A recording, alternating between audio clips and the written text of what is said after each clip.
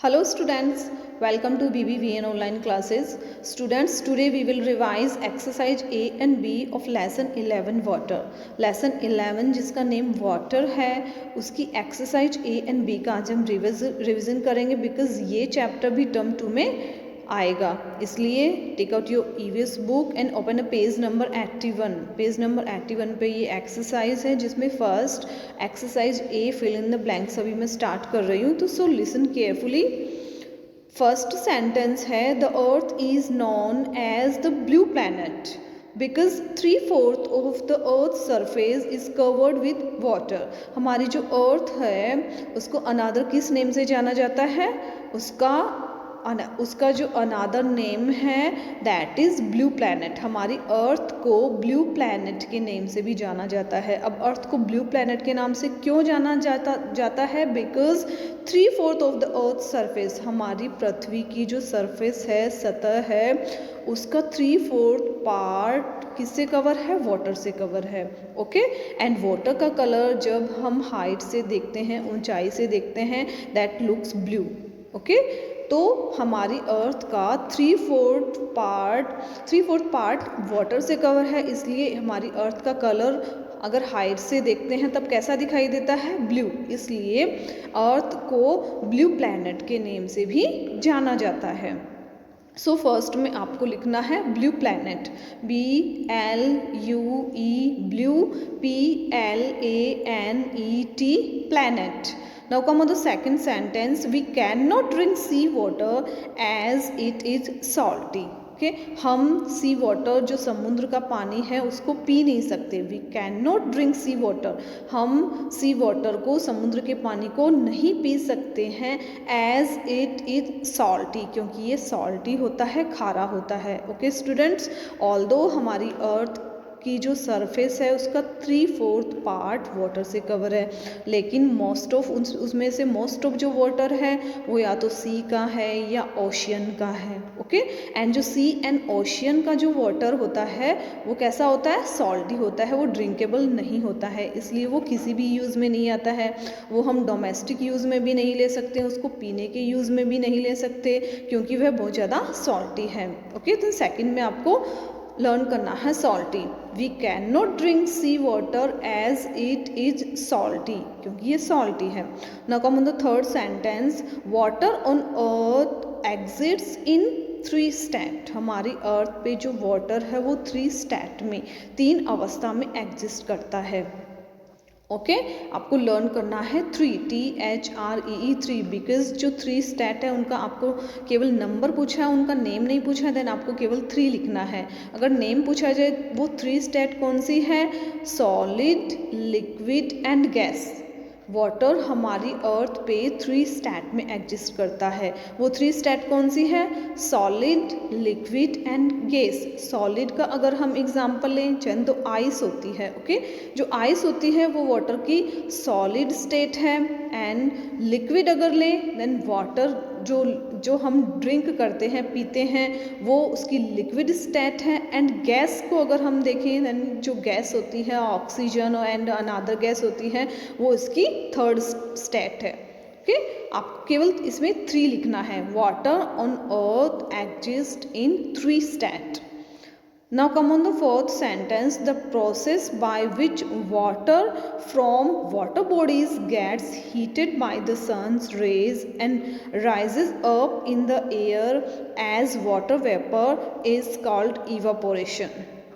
हमने इस चैप्टर में पढ़ा water cycle. Okay. Water cycle मैंने आपको एक्सप्लेन किया था कि जैसे वाटर होता है सी, रिवर्स एंड ओशन में. ओके. वह वाटर सन रे से, सूर्य की तेज़ धूप से जब हीटेड होता है, गर्म होता है, तो हीटेड होने के बाद वो क्या प्रोसेस होती है? वो भाप बन के वाटर वेपर के रूप में वो ऊंचे की तरफ वो उठता है. ओके. जैसे जो आप क्लाउड देखते हैं वो किससे बनता है? जो वाटर होता है रिवर का वो सन रे से हीट हो जाता है, गर्म होता है, और वो वाटर वेपर बन के, भाप बन के वो ऊपर की तरफ आ जाता है. ऊपर मतलब ऊंचाई में, क्लाउड की तरफ, आसमान में वो चला जाता है. ओके.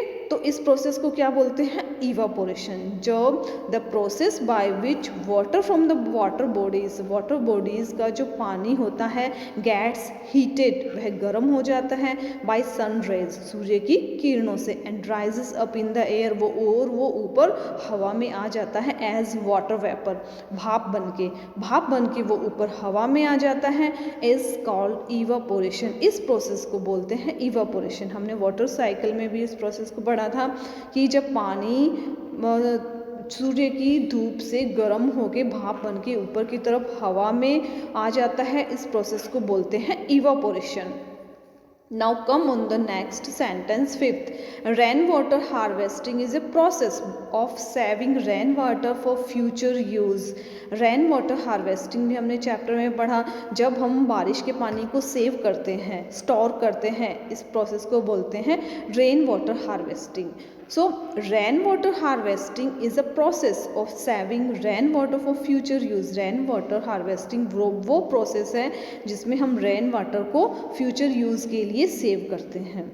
ओके स्टूडेंट्स, फिर से रिपीट कर रही हूँ, rain water harvesting is a process of saving rain water for future use. Rain water, जो रेन का पानी होता है, बारिश का पानी होता है, उसको हम क्या करते हैं, स्टोर करते हैं। तो ये जो स्टोर करने की प्रोसेस होती है, इसको बोलते हैं rain water harvesting.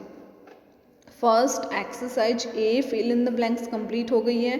Now come on the exercise B, right true और फॉल्स।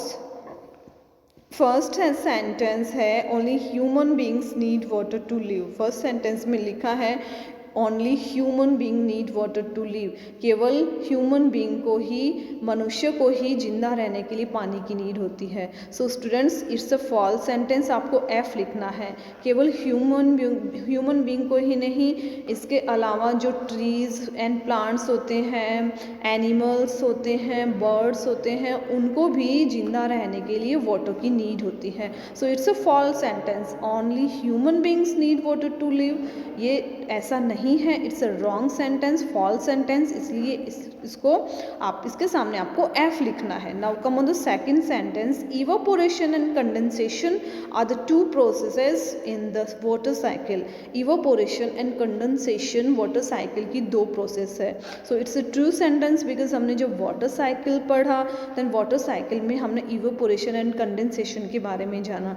इवापोरेशन अभी मैंने आपको रिसेंटली एक्सप्लेन किया था कि जब पानी सूर्य की किरणों से, सूर्य की तेज़ धूप से गर्म होकर ऊपर हवा की तरफ, हवा में उड़ जाता है, इस प्रोसेस को बोलते हैं इवोपोरेशन। और जैसे ही वो भाप ऊपर जाती है और जो ये वाटर वेपर होती है, भाप होती है, फिर धीरे धीरे क्या ठंडी होके जब ये टाइनी ड्रॉपलेट्स बनाती है, पानी की छोटी छोटी बूंदों के रूप में ये बन जाती है ऊपर जाके, तब इस प्रोसेस को बोलते हैं कंडेंसेशन। ओके, तो ये टू प्रोसेस है वाटर साइकिल की। समझ में आया?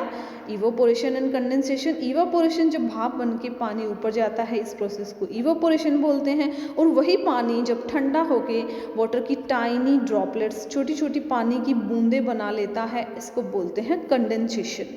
Okay, then it's a true sentence, आपको टी लिखना है। Now come on the third sentence, water is cleaned in water treatment plants before it is supplied to houses through pipes. Water is cleaned in water treatment plants, पहले पानी को water treatment plant में clean किया जाता है, साफ़ किया जाता है, बिफोर इट इज़ सप्लाइड, इससे पहले कि वो हमारे घर में पाइप के थ्रू भेजा जाए। ओके स्टूडेंट्स, सो ये it's a true sentence because हमारे घर में पानी आने से पहले, जब हमारे घर में पानी की सप्लाई होती है पाइप के थ्रू, उससे पहले ये वाटर ट्रीटमेंट प्लांट में पानी को क्लीन किया जाता है। ओके, डायरेक्ट हमारे घर में पानी की सप्लाई नहीं होती है वाटर बॉडी से, उससे पहले हमारे घर में सप्लाई होने से पहले ये वाटर ट्रीटमेंट प्लांट्स में वाटर को क्लीन किया जाता है। So it's also a true sentence, आपको टी लिखना है। Now come on the fourth sentence, we should store water in uncovered container, हमें बिना ढके हुए कंटेनर में वाटर को स्टोर करना चाहिए। So it's a false sentence because we should store water in covered containers, हमें हमेशा ढके हुए कंटेनर में ही वाटर को स्टोर करना चाहिए। अगर अगर हम अनकवर्ड कंटेनर में वाटर को सेव करेंगे तब उसमें कोई भी चीज़ उसमें गिर सकती है, कोई भी पॉइजनस चीज़ उसमें गिर सकती है, that will be harmful for our health, जो कि हमारी हेल्थ के लिए हार्मफुल प्रूव हो सकती है। इसलिए जिस कंटेनर में हम वाटर को स्टोर करते हैं it should be covered always, इसको हमेशा ढकना चाहिए। Now come on the next sentence. We should always turn off taps when we are not using water. हमें हमेशा नल को बंद करके रखना चाहिए जब हम इसको यूज़ में नहीं ले रहे हैं। सो इट्स अ ट्रू सेंटेंस। हमें कभी भी जब हम यूज़ में नहीं ले रहे हैं तो हमें कभी भी नल को खुला नहीं छोड़ना चाहिए, इसको हमेशा बंद करके रखना चाहिए। जब हम यूज़ में लेते हैं तभी इसको खोलना चाहिए, अदरवाइज़ रेस्ट ऑफ टाइम हमें टैप्स को, नल को बंद करके रखना चाहिए। So it's also true sentence, आपको टी लिखना है। Okay students, so exercise A and B हमने कंप्लीट कर ली है, आपको अच्छे से रिवाइज करनी है।